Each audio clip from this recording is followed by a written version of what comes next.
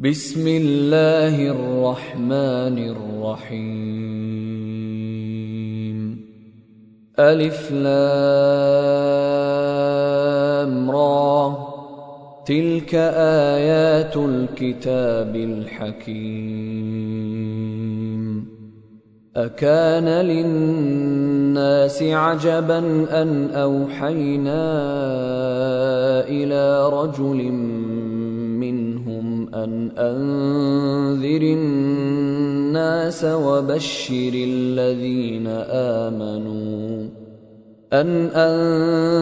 الناس وبشر الذين آمنوا أن لهم قدم صدق عند ربهم قال الكافرون إن هذا لساحر مبين إن ربكم الله الذي خلق السماوات والأرض في 6 أيام ثم استوى على العرش يدبر الأمر ما من شفيع إلا من بعد إذنه ذلكم الله ربكم فاعبدوه أفلا تذكرون إليه مرجعكم جميعا وعد الله حقا إنه يبدأ الخلق ثم يعيده ليجزي الذين آمنوا وعملوا الصالحات بالقسط والذين كفروا لهم شراب من حميم وعذاب أليم بما كانوا يكفرون هو الذي جعل الشمس ضياء والقمر نورا وقدره منازل لتعلموا عدد السنين والحساب ما خلق الله ذلك إلا بالحق يفصل الآيات لقوم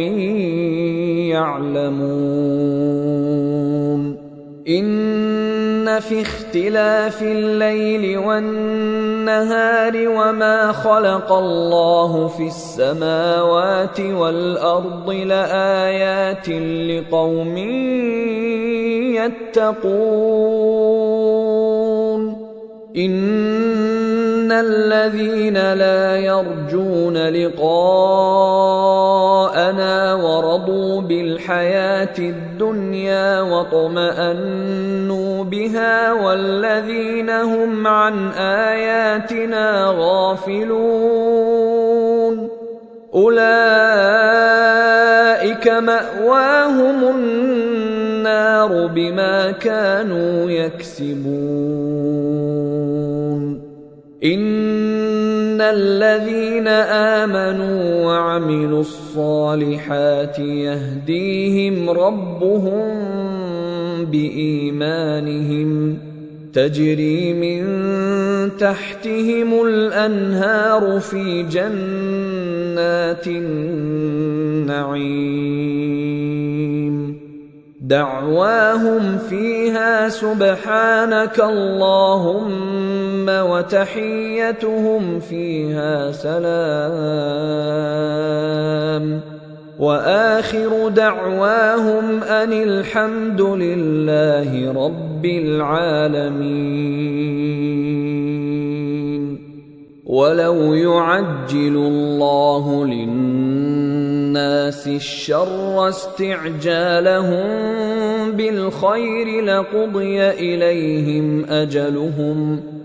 فنذر الذين لا يرجون لقاءنا في طغيانهم يعمهون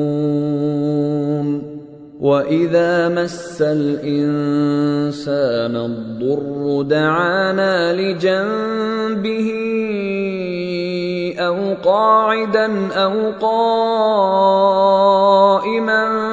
فلما كشفنا عنه ضره مر كأن لم يدعنا إلى ضر مسه كذلك زين للمسرفين ما كانوا يعملون ولقد أهلكنا القرون من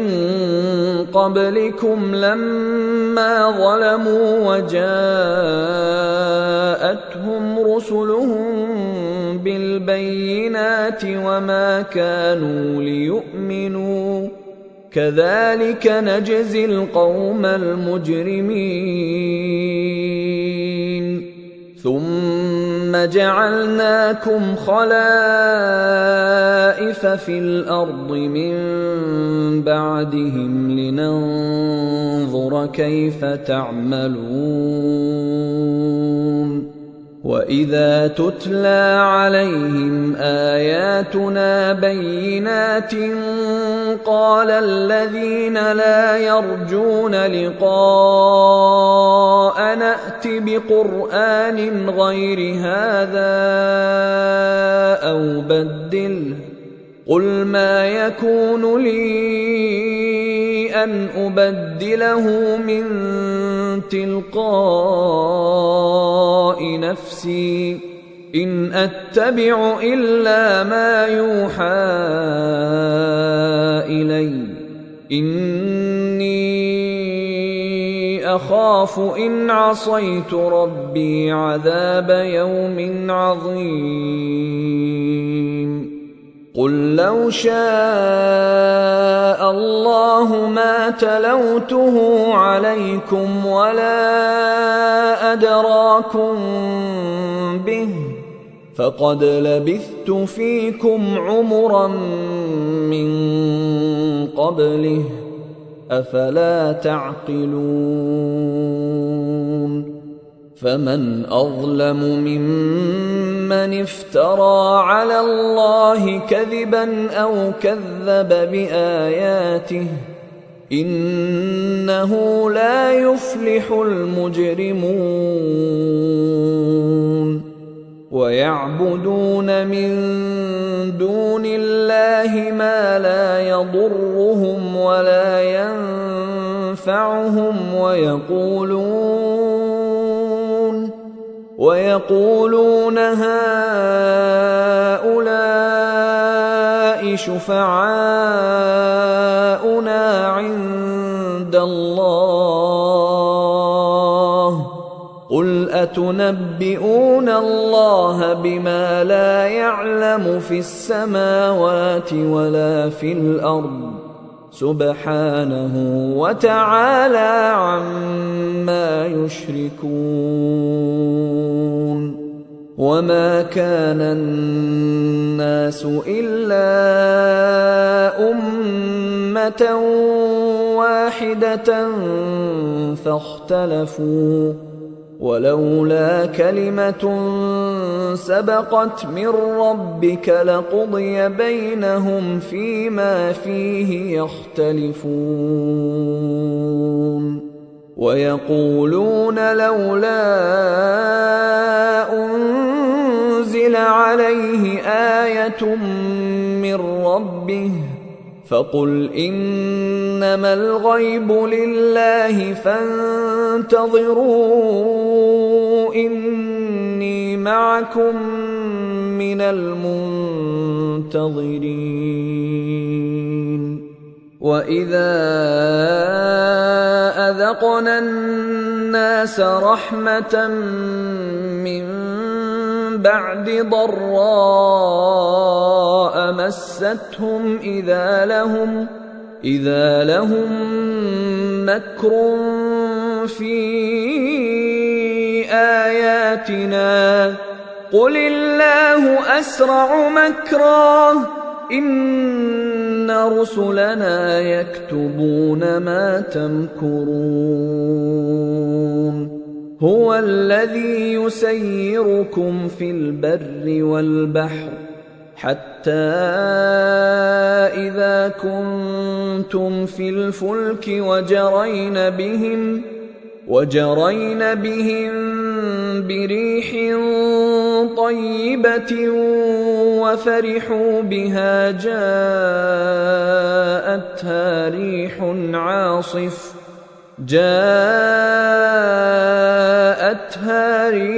عاصف وجاءهم الموج من كل مكان وظنوا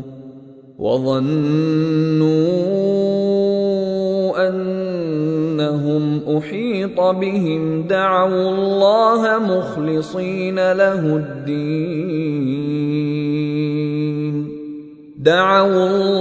مخلصين له الدين لئن أنجيتنا من هذه لنكونن من الشاكرين فلما أنجاهم إذا هم يبغون في الأرض بغير الحق يا أيها الناس إنما بغيكم على أنفسكم متاع الحياة الدنيا ثم إلينا مرجعكم فننبئكم بما كنتم تعملون إنما مثل الحياة الدنيا كماء إن أنزلناه من السماء فاختلط به نبات الأرض مما يأكل الناس والأنعام حتى إذا أخذت الأرض زخرفها وزينت وظن أهلها أنهم قادرون عليها أتاها أمرنا ليلا أو نهارا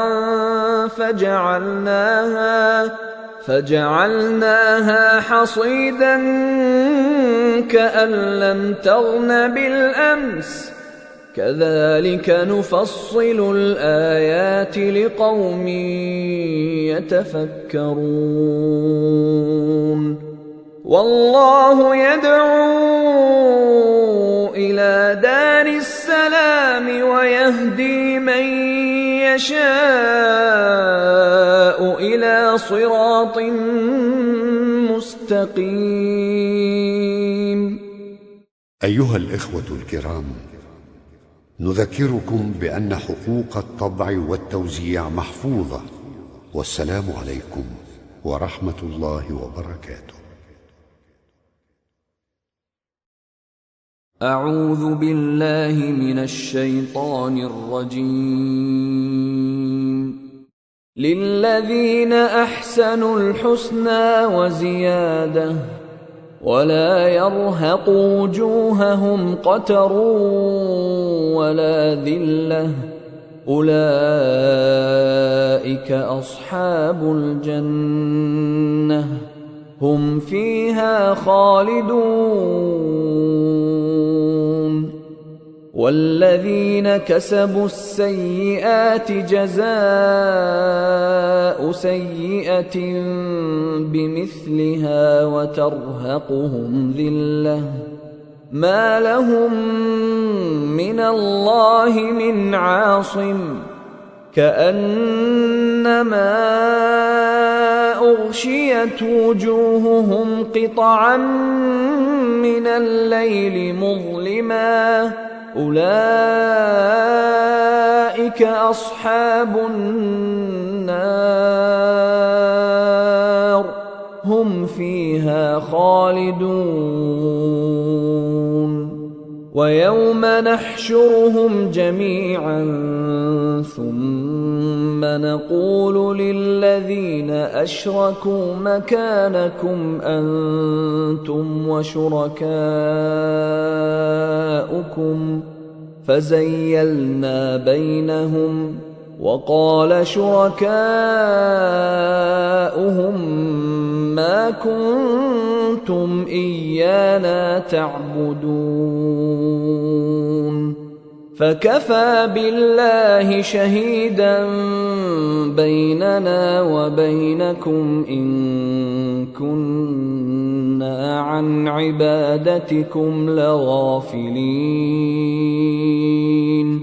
هنالك تبلو كل نفس ما أسلفت وردوا إلى الله مولاهم الحق وضل عنهم ما كانوا يفترون قل من يرزقكم من السماء والأرض أم من يملك السمع والأبصار ومن يخرج الحي من الميت ويخرج الميت من الحي ومن يدبر الأمر فسيقولون الله فقل أفلا تتقون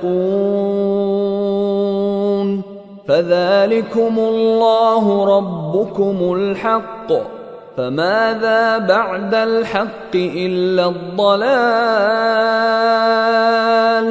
فأنى تصرفون كذلك حقت كلمة ربك على الذين فسقوا أنهم لا يؤمنون قل هل من شركائكم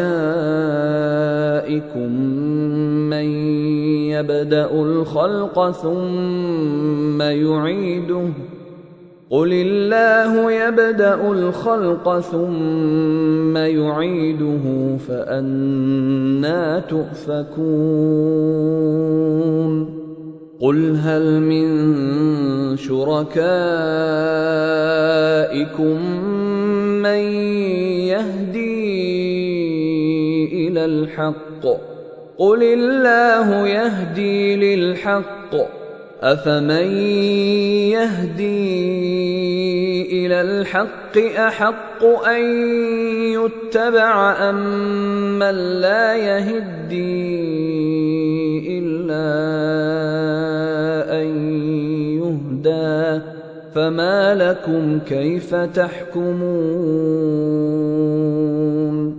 وما يتبع أكثرهم إلا ظنًّا إن الظن لا يغني من الحق شيئا إن الله عليم بما يفعلون وما كان هذا القرآن أن يفترى من دون الله ولكن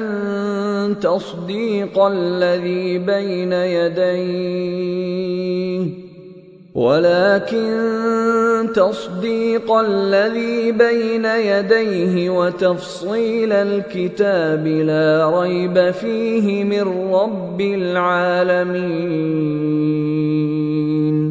أم يقولون افتراه قل فأتوا بسورة مثله وادعوا من استطعتم من دون الله إن كنتم صادقين بل كذبوا بما لم يحيطوا بعلمه ولما يأتهم تأويله كذلك كذب الذين من قبلهم فانظر كيف كان عاقبة الظالمين ومنهم من يؤمن به ومنهم من لا يؤمن به وربك أعلم بالمفسدين وإن كذبوك فقل لي عملي ولكم عملكم أنتم بريئون مما أعمل وأنا بريء مما تعملون ومنهم من يستمعون إليك أفأنت تسمع الصم ولو كانوا لا يعقلون ومنهم من ينظر إليك أفأنت تهدي العمي ولو كانوا لا يبصرون إن الله لا يظلم الناس شيئا ولكن الناس أنفسهم يظلمون ويوم يحشرهم كأن لم يلبثوا إلا ساعة من النهار يتعارفون بينهم قد خسر الذين كذبوا بلقاء الله وما كانوا مهتدين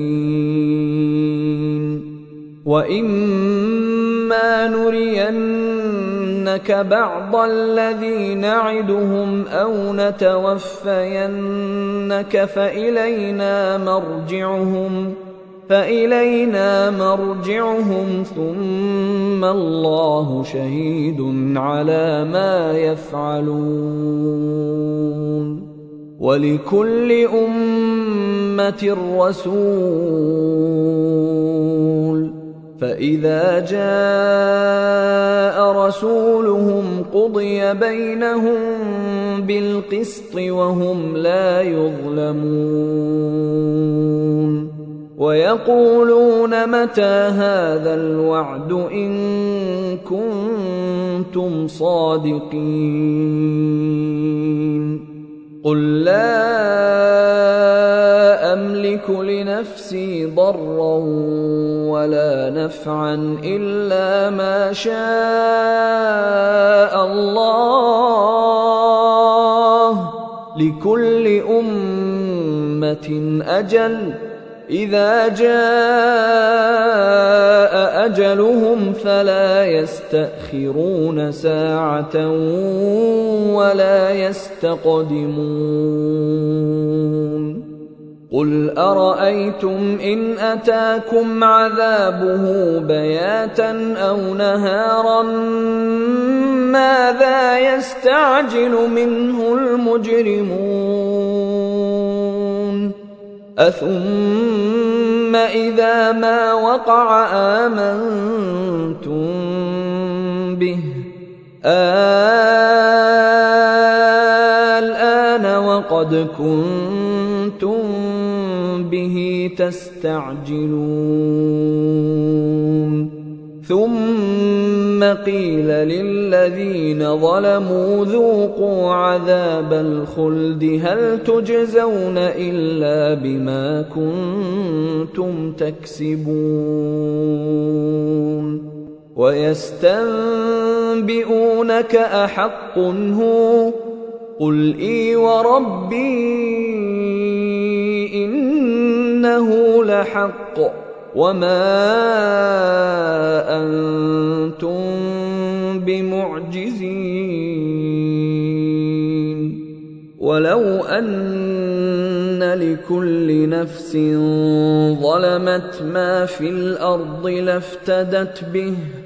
وأسروا الندامة لما رأوا العذاب وقضي بينهم بالقسط وهم لا يظلمون. ألا إن لله ما في السماوات والأرض ألا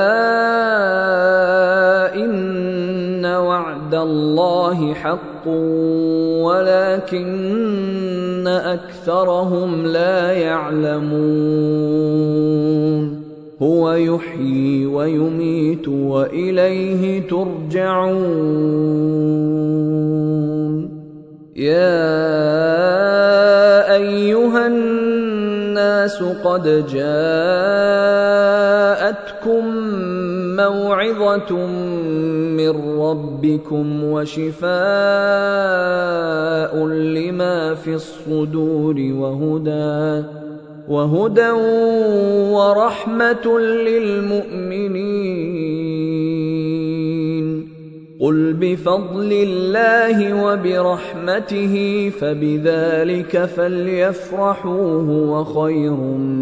مما يجمعون. قل أرأيتم ما أنزل الله لكم من رزق فجعلتم منه حراما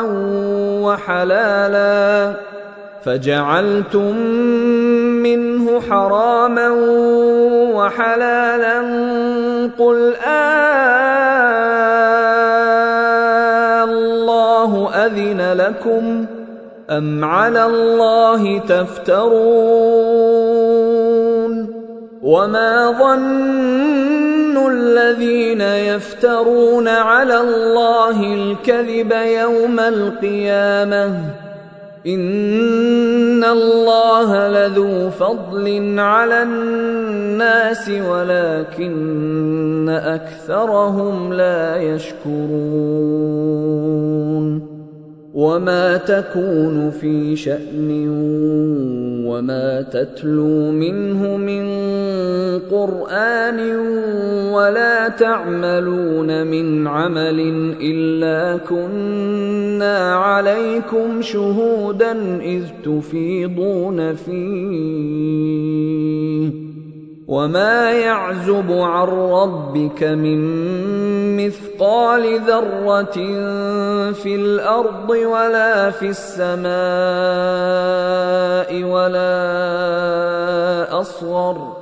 ولا أصغر من ذلك ولا أكبر إلا في كتاب مبين. ألا إن أولياء الله لا خوف عليهم ولا هم يحزنون. الذين آمنوا وكانوا يتقون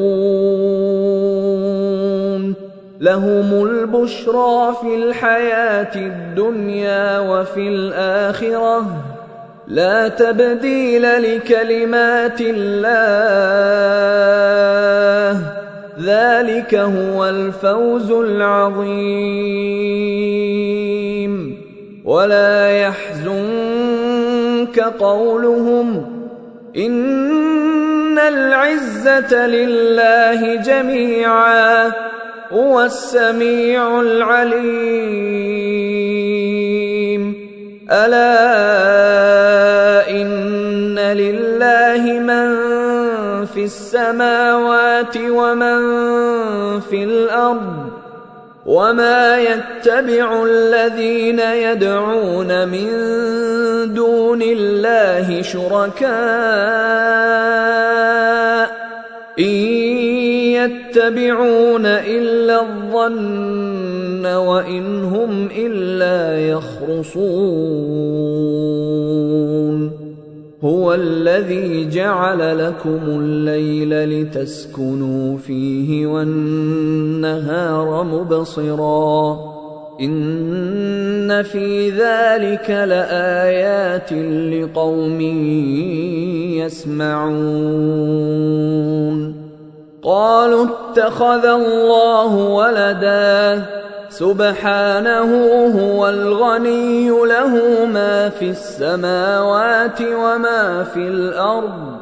إن عندكم من سلطان بهذا أتقولون على الله ما لا تعلمون قل إن الذين يفترون على الله الكذب لا يفلحون متاع في الدنيا ثم إلينا مرجعهم ثم نذيقهم العذاب الشديد بما كانوا يكفرون واتل عليهم نبأ نوح إذ قال لقومه يا قوم إن كان كبر عليكم مقامي وتذكيري بآيات الله فعلى الله توكلت فأجمعوا أمركم وشركاءكم ثم لا يكن أمركم عليكم غمة ثم قضوا إلي ولا تنظرون فإن توليتم فما سألتكم من أجر إن أجري إلا على الله وأمرت أن أكون من المسلمين فكذبوه فنجيناه ومن معه في الفلك وجعلناهم خلائف وأغرقنا الذين كذبوا بآياتنا فانظر كيف كان عاقبة المنذرين ثم بعثنا من بعده رسلا إلى قومهم فجاءوهم بالبينات فما كانوا ليؤمنوا بما كذبوا به من قبل كذلك نطبع على قلوب المعتدين ثم بعثنا من بعدهم موسى وهارون إلى فرعون وملئه بآياتنا فاستكبروا وكانوا قوما مجرمين فلما جاءهم الحق من عندنا قالوا إن هذا لسحر مبين قال موسى أتقولون للحق لما جاءكم أسحر هذا ولا يفلح الساحرون قالوا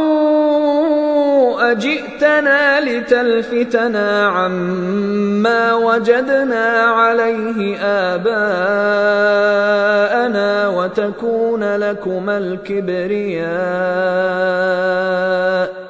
وتكون لكما الكبرياء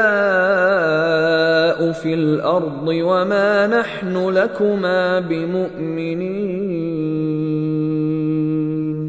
وقال فرعون ائتوني بكل ساحر عليم فلما جاء السحرة قال لهم موسى ألقوا ما أنتم ملقون فلما ألقوا قال موسى ما جئتم به السحر إن الله سيبطله إن الله لا يصلح عمل المفسدين ويحق الله الحق بكلماته ولو كره المجرمون فما آمن لموسى إلا ذرية من قومه على خوف من فرعون وملئهم أن يفتنهم وإن فرعون لعال في الأرض وإنه لمن المسرفين وقال موسى يا قوم إن كنتم آمنتم بالله فعليه توكلوا إن كنتم مسلمين فقالوا على الله توكلنا ربنا لا تجعلنا فتنة للقوم الظالمين ونجنا برحمتك من القوم الكافرين وأوحينا إلى موسى وأخيه أن تبوأ لقومكما بمصر بيوتا واجعلوا بيوتكم قبلة وأقيموا الصلاة وبشر المؤمنين وقال موسى ربنا إنك آتيت فرعون وملأه زينة وأموالا في الحياة الدنيا ربنا ليضلوا عن سبيلك ربنا اطمس على أموالهم واشدد على قلوبهم فلا يؤمنوا حتى يروا العذاب الأليم قال قد أجيبت دعوتكما فاستقيما ولا تتبعان سبيل الذين لا يعلمون وجاوزنا ببني إسرائيل البحر فأتبعهم فرعون وجنوده بغيا وعدوا حتى إذا أدركه الغرق قال آمنت أنه لا إله إلا الذي آمنت به بنو إسرائيل وأنا من المسلمين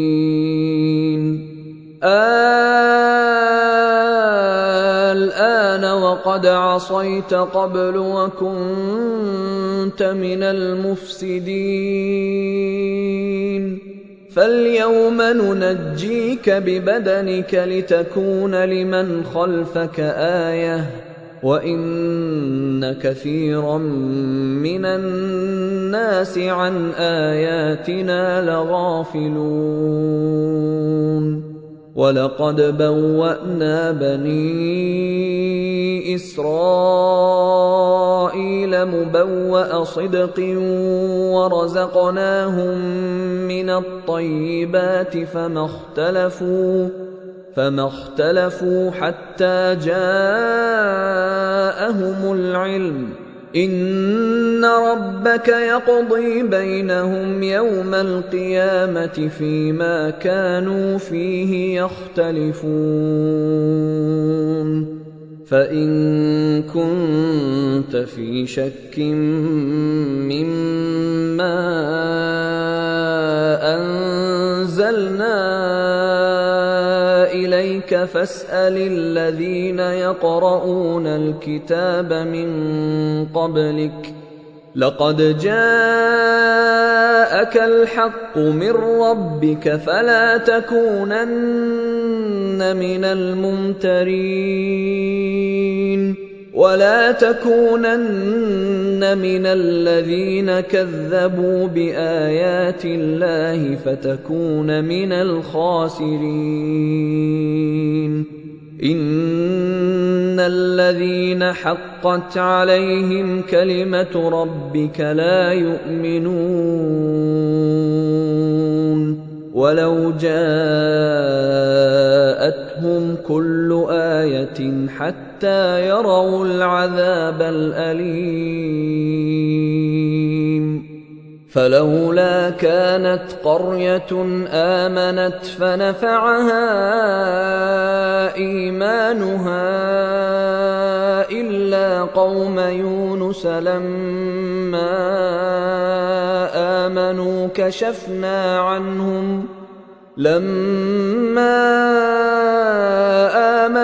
كشفنا عنهم عذاب الخزي في الحياة الدنيا ومتعناهم إلى حين ولو شاء ربك لآمن من في الأرض كلهم جميعا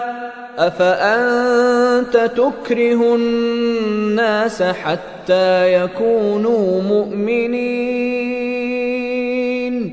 وما كان لنفس أن تؤمن إلا بإذن الله ويجعل الرجس على الذين لا يعقلون قل انظروا ماذا في السماوات والأرض وما تغني الآيات والنذر عن قوم لا يؤمنون فهل ينتظرون إلا مثل أيام الذين خلوا من قبلهم قل فانتظروا إني معكم من المنتظرين ثم ننجي رسلنا والذين آمنوا كذلك حقا علينا ننجي المؤمنين قل يا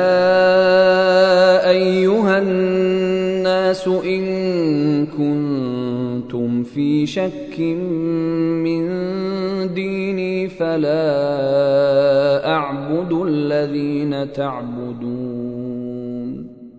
فلا أعبد الذين تعبدون من دون الله ولكن أعبد الله الذي يتوفاكم وأمرت أن أكون من المؤمنين وأن أقم وجهك للدين حنيفا ولا تكونن من المشركين ولا تدع من دون الله ما لا